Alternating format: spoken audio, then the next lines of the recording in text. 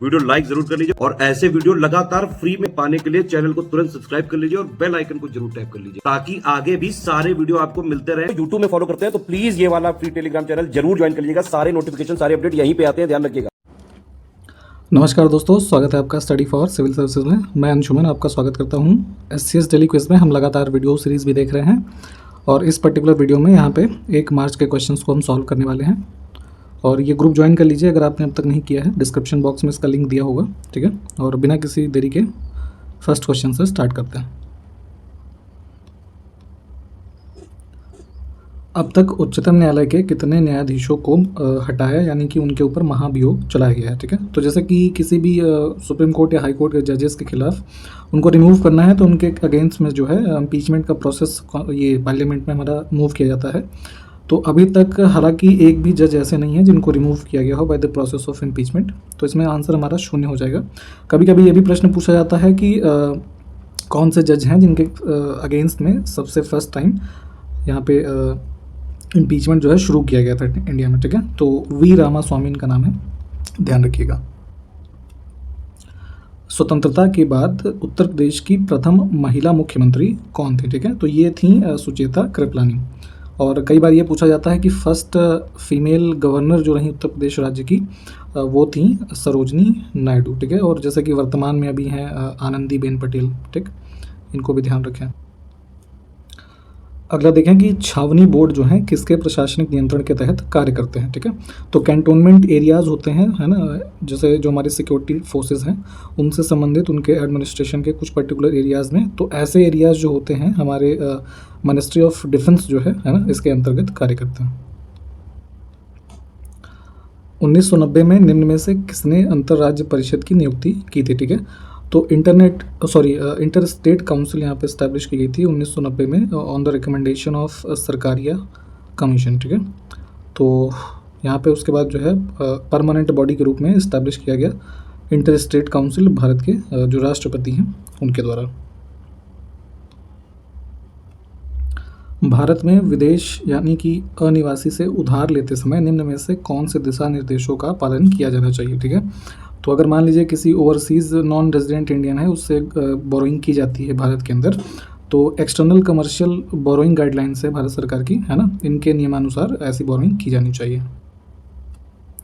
निम्न में से कौन विशाल पाठ्य किताब उल हिंद जिसमें धर्म, दर्शन और सामाजिक जीवन जैसे विषयों पर अध्याय थे से संबंधित था, ठीक है। तो एक पुस्तक लिखी थी किताबुल हिंद, ठीक है, अल बरूनी ने, जिसमें कि यहाँ पे लिखे हुए जो विषय हैं ऐसे संबंधित अध्याय थे। तो यहाँ से हमारा बी ऑप्शन ठीक है। ऊर्जा के निम्नलिखित स्रोतों में से कौन सा पारंपरिक ऊर्जा स्रोत का एक उदाहरण है, ठीक है। तो जैसे कि कन्वेंशनल एनर्जी सोर्सेज होते हैं और नॉन कन्वेंशनल होते हैं, ठीक है। तो कन्वेंशनल की बात करें तो जो पारंपरिक रूप से यूज़ होते हैं तो इसमें पेट्रोलियम प्रोडक्ट जो है हमारे, ये करेक्ट आंसर हो जाएगा। विंड एनर्जी, सोलर और टाइडल जो हैं ये हमारे नॉन कन्वेंशनल के पार्ट हो जाएंगे। निम्न में से इंस्टाग्राम के सह संस्थापक कौन है, ठीक है। तो जो सोशल मीडिया प्लेटफॉर्म है पिक्चर शेयरिंग वाला इंस्टाग्राम, तो यहाँ पे इसके को फाउंडर हैं केविन सिस्ट्रॉम, ठीक, बी ऑप्शन करेक्ट होगा। और ये भी ध्यान रखें कि 2012 में जो है इसका अधिग्रहण किया गया था इंस्टाग्राम का फेसबुक के द्वारा, ठीक है। तो फेसबुक का नाम, जैसे अब फेसबुक तो खैर एक सेगमेंट रह गया है, तो इसकी जो पेरेंट कंपनी है मेटा, ठीक है, तो मेटा के अंतर्गत एक सेगमेंट है अब इंस्टाग्राम। निम्नलिखित में से कौन सी आय भारत में कर योग्य है, मतलब टैक्सेबल इनकम जो है कौन सी है, ठीक है। तो अगर मान लीजिए भारत के कोई निवासी हैं और जो ऑर्डिनरी रेजिडेंट हैं, स्वाभाविक निवासी हैं, तो इनकी कोई अगर आय है तो उस पर टैक्स लगेगा। और रेजिडेंट हैं बट जो है स्वाभाविक निवासी नहीं है, ठीक है, सामान्य नागरिक नहीं है, मान लीजिए इनका फ्रीक्वेंट मूवमेंट होता है देश के बाहर और यहाँ पे, तो परंतु ऐसी इनकम भी इनकी जो है ये काउंट होगी। और जो नॉन रेजिडेंट इंडियंस हैं, ठीक है, अगर वो भारत में किसी सोर्स से अर्न कर रहे हैं तो वो टैक्सेबल इनकम होगी। तो तीनों ही हो जाएंगे, डी ऑप्शन को चूज़ करेंगे हम। अगला है सार्क आपदा प्रबंधन केंद्र को कहाँ स्थापित किया गया है, ठीक है। तो ये सेटअप किया गया है हमारा गुजरात में, ठीक है, और इसको सेटअप किया गया था अक्टूबर 2006 में। अप्रत्याशित व्यय को पूरा करने के लिए भारत के आकस्मिकता कोष से अग्रिम प्रदान करने का अधिकार किसके पास है? ठीक है, तो जैसे कि एक तो कंसोलिडेटेड फंड होता है, दूसरा कंटिजेंसी फंड ऑफ इंडिया है। ठीक है, तो मान लीजिए कोई नेचुरल डिजास्टर हो गया है ना, अनफॉरसीन एक्सपेंडिचर कोई आ गया अगर, तो यहाँ पे जो है हमारे जो कोष है, इससे जो एडवांस पेमेंट करने का अधिकार है, ये भारत के राष्ट्रपति के पास है। भारतीय संविधान का निम्न में से कौन सा भाग में देश में चुनाव से संबंधित है? ठीक है, तो बेसिकली जो इलेक्शंस वाला हमारा एक पार्ट है कॉन्स्टिट्यूशन में, वो है 15th है ना, 15वां। इसमें अनुच्छेद 324 से लेके 329 तक में ये जो चुनाव से संबंधित प्रावधान है ना, निर्वाचन आयोग और ये सब चीज़ें ये लिखे हुए हैं।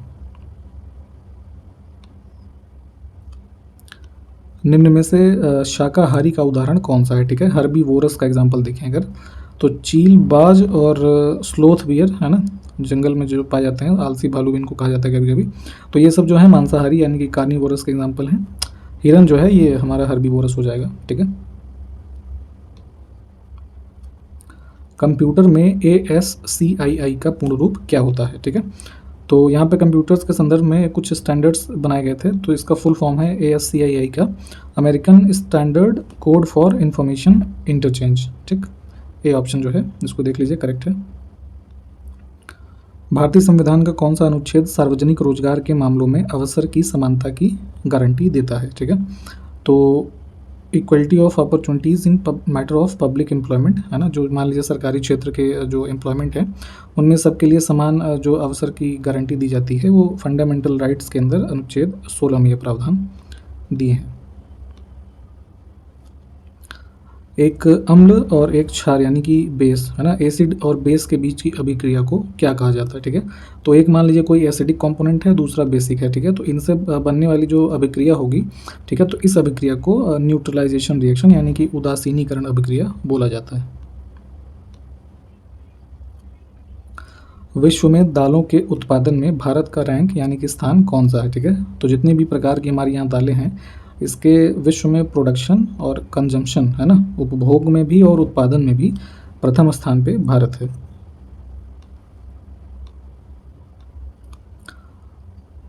अगला है OECD सदस्य देशों का मुख्यालय कहाँ स्थित है? ठीक है, तो OECD क्या है? फुल फॉर्म होता है इसका organisation for economic cooperation and development. ठीक है, और बेसिकली ये लगभग जो है इसमें 38 मेंबर कंट्रीज़ हैं। ठीक है, जिनका कि एक तरीके से एम ये है इस ऑर्गेनाइजेशन का कि जो है एक बेहतर इकोनॉमिक प्रोग्रेस हो इन कंट्रीज़ के बीच में, और एक वर्ल्ड ट्रेड जो है वो काफ़ी अच्छा हो है ना इनके माध्यम से। तो इसकी स्थापना की गई थी 1961 में। ठीक है, और ये पेरिस के अंदर है ना, फ्रांस में। अगला देखें, प्रतिष्ठा, स्थिति, वेतन और परिलब्धियों के संदर्भ में निम्नलिखित में से कौन सी केंद्रीय सेवा सर्वोच्च है? ठीक है, तो यहाँ पे देखें प्रेस्टीज, स्टेटस, पे और इमोल्यूमेंट्स के मामले में जितने भी हमारी सेंट्रल सर्विसेज हैं, उन सब में जो इंडियन फॉरेस्ट सर्विस है, ठीक है, ये सबसे शीर्ष पर है, चूँकि इसमें मैक्सिमम जो अपॉइंटमेंट्स हैं यहाँ पे संदर्भित हैं विदेशी देशों से। ठीक है, तो वहाँ पर देखेंगे तो भारतीय मूल्य की तुलना में वहाँ पर करेंसी की वैल्यू भी ज़्यादा होती है, तो ऐसे में उनका वेतन भी ज़्यादा होता है। ठीक, और हर तरह के मामलों में देखें तो प्रतिष्ठा, स्थिति और इन सब चीज़ों के मामले में इन दी हुई सर्विसेज से है ना सबसे उच्च है, तो यहाँ से डी ऑप्शन को चूज़ कर लेंगे। दक्षिण भारतीय भाषाओं में से कौन सी भाषा बोलने वालों का प्रतिशत भारत की कुल जनसंख्या के संदर्भ में सबसे अधिक है? ठीक है, तो देखिए साउदर्न इंडिया में जितनी भी भाषाएं बोली जाती हैं, अगर उनमें हम कंपैरिजन करेंगे तो हाईएस्ट परसेंटेज जो है यहाँ पे तेलुगु लैंग्वेज जो है इसको बोलने वालों का है। ठीक, जैसे नॉर्दर्न इंडिया में हिंदी का है, तो ऐसे यहाँ पे तेलुगु स्पीकर्स जो हैं इनकी संख्या सबसे ज़्यादा है। राष्ट्रीय मानवाधिकार आयोग का मुख्यालय जो है कहाँ पर स्थित है, ये पूछा जा रहा है। ठीक है, तो हेडक्वार्टर से इसका न्यू दिल्ली में, और इसको इस्टेब्लिश किया गया था वर्ष 1993 में। प्रवासी भारतीय दिवस 2 वर्षों में एक बार कब मनाया जाता है? ठीक है, तो दो साल में लगभग जो है इसको एक बार मनाते हैं, और यहाँ पे ये डेट होती है हमारी 9 जनवरी की। ठीक, निम्न में से किस त्यौहार को कार्तिक पूर्णिमा भी कहा जाता है? ठीक है, तो कार्तिक पूर्णिमा के अवसर पर यहाँ पे जो है देव दीपावली मनाया जाता है ना। स्पेशली अगर देखेंगे तो उत्तर प्रदेश में जो हमारा ये वाराणसी वाला क्षेत्र है, ठीक है, यहाँ का प्रमुख पर्व है ये। अगला देखें, किस संवैधानिक संशोधन अधिनियम के तहत 5 विषयों को 1976 में राज्य सूची से समवर्ती सूची में स्थानांतरित किया गया था, ठीक है। तो जो हमारा 7th शेड्यूल है कॉन्स्टिट्यूशन का, वहाँ पे यूनियन लिस्ट, स्टेट लिस्ट और कॉन्करेंट लिस्ट है, ठीक है। तो 1976 में जो 42nd अमेंडमेंट हुआ हमारा, उसके तहत जो है स्टेट लिस्ट से 5 सब्जेक्ट को कॉन्करेंट लिस्ट में डाला गया। और अगर इन विषयों को देखें हम, तो ये पहला था इसमें एजुकेशन यानी कि शिक्षा, फिर फॉरेस्ट है ना, वन, फिर वेट एंड मीजर्स है ना, माप और तौल, फिर था protection of wild life and animals and birds, ठीक। और 5वां था इसमें एडमिनिस्ट्रेशन ऑफ जस्टिस, ठीक है, न्याय का प्रशासनिकरण। तो यहाँ से जो है सी ऑप्शन चूज करेंगे।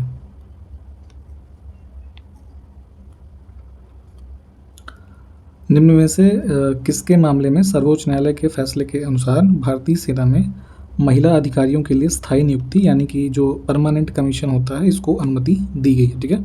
तो बेसिकली इससे अभी पिछले वर्षों से पहले होता क्या था कि जो हमारी इंडियन आर्मी है, ठीक है, तो यहाँ पे जो फीमेल कैंडिडेट्स रिक्रूट होती थी, तो वो परमानेंट कमीशन उनका नहीं होता था। कुछ वर्षों की सर्विस के बाद उनका जो है टर्मिनेट कर दिया जाता था। तो यहाँ पे केस हुआ था सचिव रक्षा मंत्रालय बनाम बबीता पूनिया, ठीक है। तो इस मामले में जो है सुप्रीम कोर्ट ने फैसला दिया है कि अब जो है महिला कर्मचारी भी जो है उनको परमानेंट कमीशन इंडियन आर्मी में दिया जाएगा, ठीक है।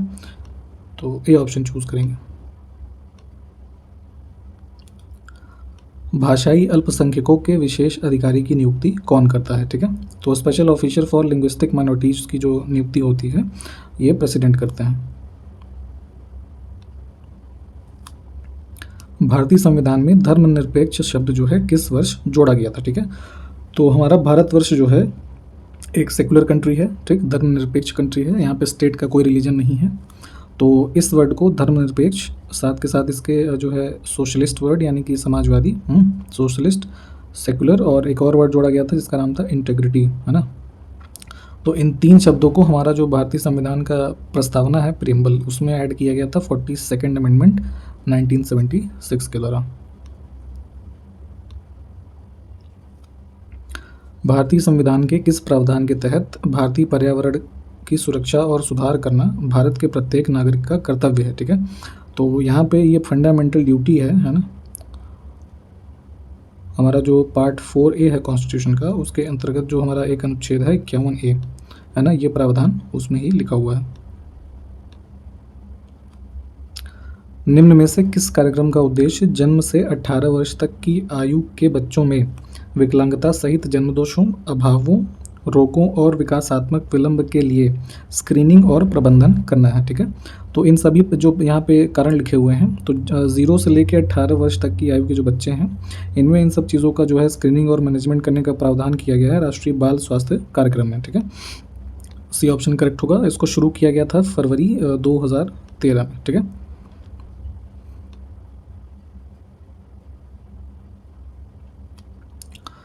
अठारह में कुंवर सिंह एक असंतुष्ट जमींदार ने कहाँ पर विद्रोह का आयोजन किया, ठीक है। तो देखिए डॉक्ट्रिन ऑफ लैप्स जो चल रही थी, है ना, तो उसी के टाइम पीरियड में यहाँ पे 1857 में जो है कुंवर सिंह ने जो विद्रोह का आयोजन किया, ठीक है, रिवोल्ट। तो अलग अलग क्षेत्रों में, है ना, अलग अलग लोग थे। जैसे झांसी के रीजन में लक्ष्मीबाई थी, है ना, उधर जो है आपका अवध के रीजन में लोग थे, ठीक है। तो उसी प्रकार जो बिहार में यहाँ पे आयोजन किया गया, ये कुंवर सिंह ने किया था, ठीक है। तो इसमें से बी ऑप्शन करेक्ट हो जाएगा हमारा। अगला है कि निम्न में से किस वर्ष में विशेष विवाह अधिनियम अधिनियमित किया गया था, ठीक है। स्पेशल मैरिज एक्ट की बात हो रही है। तो ये इनैक्ट किया गया था 1954 में।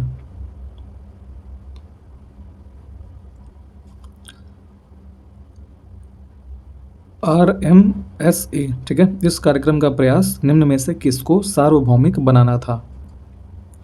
तो एजुकेशन के सेक्टर में ये हमारा प्रोग्राम शुरू किया गया था, जिसमें यूनिवर्सलाइजेशन करना था हमारा जो सेकेंडरी लेवल के एजुकेशन है, ठीक है, माध्यमिक शिक्षा। और इसका फुल फॉर्म RMSA कार्यक्रम का ये होता है। ये इसको लॉन्च किया गया था 2009 में मार्च में, ठीक है, राष्ट्रीय माध्यमिक शिक्षा अभियान, ठीक है। इसके अंतर्गत जो हमारा फोकस्ड एरिया है वो सेकेंडरी सेक्टर का जो एजुकेशन है, सेकेंडरी लेवल का, है ना, उस पर ध्यान देना है।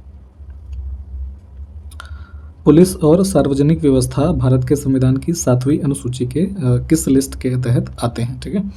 तो जो पुलिस है और पब्लिक ऑर्डर है ना, तो इन दोनों का संबंध है आपस में, और ये हमारे विषय हैं राज्य सूची के, ठीक है। इनसे संबंधित जो प्रावधान किए जाते हैं वो राज्यों के द्वारा किए जाते हैं।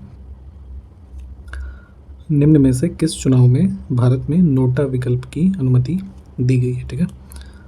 तो इन पर्टिकुलर ऑप्शंस में अगर देखें तो लोकसभा इलेक्शंस में नोटा जो है नन ऑफ दी एबव का जो ऑप्शन होता है, कि अगर आप किसी को भी लिस्ट में से वोट नहीं देना चाहते तो नोटा ऑप्शन दे दीजिए, ठीक है। तो ये लोकसभा और जो हमारे स्टेट असेंबली के इलेक्शंस होते हैं इसमें ये ऑप्शन मिलता है आपको। फर्स्ट टाइम जो है ये शुरू हुआ 2013 में, ठीक है। स्टेट लेजिस्लेटिव असेंबलीज़ के इलेक्शन थे हमारे, जो है राजस्थान में, मध्य प्रदेश में और छत्तीसगढ़, मिज़ोरम, ठीक। तो इन सब में यहाँ पे सबसे फर्स्ट टाइम नोटा विकल्प की शुरुआत की गई। संविधान के किस अनुच्छेद में कहा गया है कि निर्देशक सिद्धांत यानी कि जो DPSP है देश में शासन के आधारभूत हैं और यह राज्य का कर्तव्य होगा कि कानून बनाने में इन सिद्धांतों को लागू करें, ठीक है। तो DPSPs के बारे में कहा गया है कि जो भी लॉज स्टेट के द्वारा, है ना, गवर्नमेंट के द्वारा बनाए जाएं तो उनको DPSPs में जो प्रावधान दिए गए हैं उनको आधार मानते हुए, है ना, उन्हीं के अनुसार कानूनों को बनाया जाए ताकि देश हित में जो है वो लागू हो सके। तो ये प्रावधान है अनुच्छेद 37 में।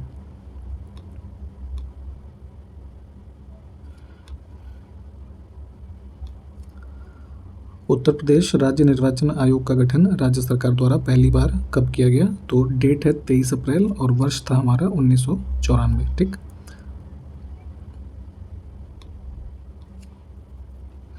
ग्रीवा कैंसर यानी कि जो सर्वाइकल कैंसर होता है, ठीक है, महिलाओं में स्पेशली, तो इसके उन्मूलन को त्वरित करने के लिए हाल ही में निम्न में से किस संगठन द्वारा वैश्विक कार्यनीति आरंभ की गई, ठीक है। तो जो है इस हमारे सर्वाइकल कैंसर के एलिमिनेशन के लिए, ठीक है, एक ग्लोबल स्ट्रेटजी अभी लाई गई है विश्व स्वास्थ्य संगठन के द्वारा।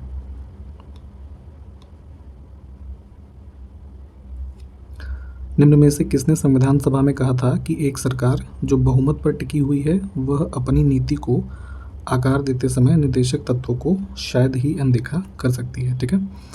तो ये स्टेटमेंट था डॉक्टर भीमराव अम्बेडकर का।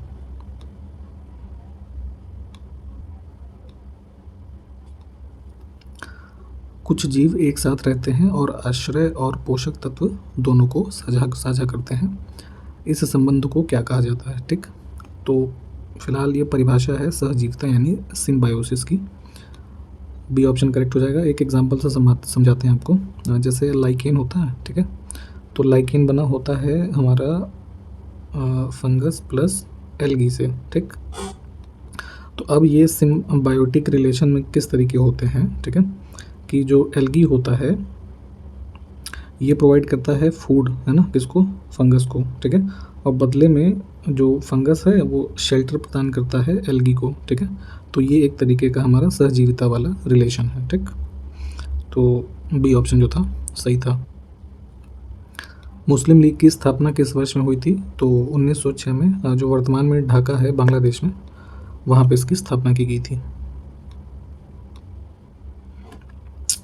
निम्नलिखित में से कौन सा देश नाफ्टा यानी कि जिसका फुल फॉर्म है north American free trade association, इसका हिस्सा नहीं है, ठीक है। तो ये एक फ्री ट्रेड एग्रीमेंट है हमारा 1994 में, जो है तब से इफेक्टिव है, और ये 3 कंट्रीज इसमें शामिल हैं, कनाडा, मैक्सिको और USA, ठीक है। ब्राज़ील इसमें नहीं है।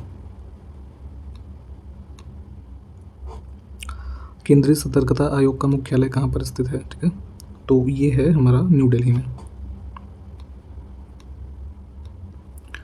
प्रसिद्ध व्याकरण संबंधी कृति अष्टाध्यायी किसके द्वारा लिखी गई है, ठीक है। तो व्याकरण से संबंधित एक बुक है अष्टाध्यायी, ये लिखी थी पाणिनि ने। वर्ष 2000 में स्थापित संविधान के कामकाज की समीक्षा के लिए राष्ट्रीय आयोग के अध्यक्ष कौन थे? ठीक है, तो national commission to review the working of constitution बना था सन 2000 में, और इसके चेयरमैन थे MN वेंकट चलैया। ठीक,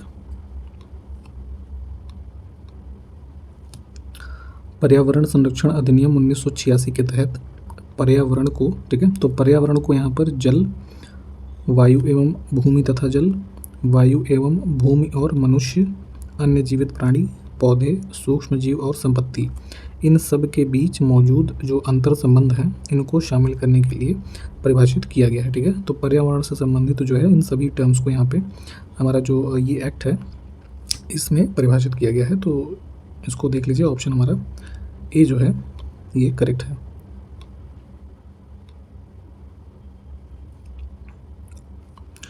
नोमैडिक एलिफेंट सैन्य अभ्यास में भारत और कौन सा देश जो है वो शामिल होते हैं? ठीक है, तो एक मिलिट्री एक्सरसाइज है नोमैडिक एलिफेंट भारत और मंगोलिया के बीच।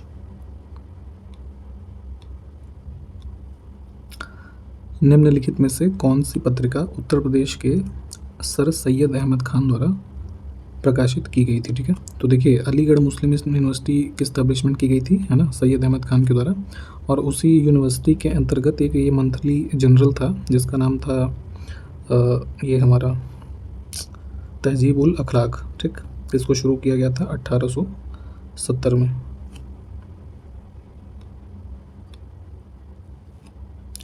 वे जीव जो अन्य जीवों का मांस खाकर अपना पोषण प्राप्त करते हैं उन्हें क्या कहा जाता है? ठीक है, तो ऐसे जीवों को कहते हैं मांसभक्षी यानी कि कार्निवोरस। ठीक है, मांसाहारी, जो किसी दूसरे जो है जीव का, है ना, मांस खाकर अपना पोषण प्राप्त करते हैं। और इसी प्रश्न के साथ ये वीडियो समाप्त करेंगे। ठीक है, ये ग्रुप ज्वाइन कर लीजिए अभी तक ना किया हो तो, और अगले वीडियो में मिलते हैं आपसे। नमस्कार, जय हिंद।